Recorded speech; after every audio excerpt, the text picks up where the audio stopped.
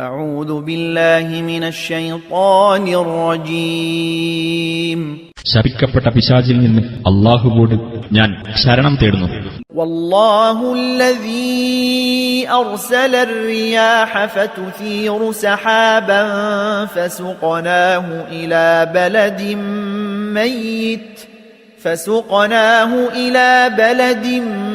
ميت فأحيينا به الأرض بعد موتها كذلك النشور. അല്ലാഹുവാണ് കാറ്റുകളെ അയച്ചവൻ. അങ്ങനെ അവ മേഘത്തെ ഇളക്കിവിടുന്നു.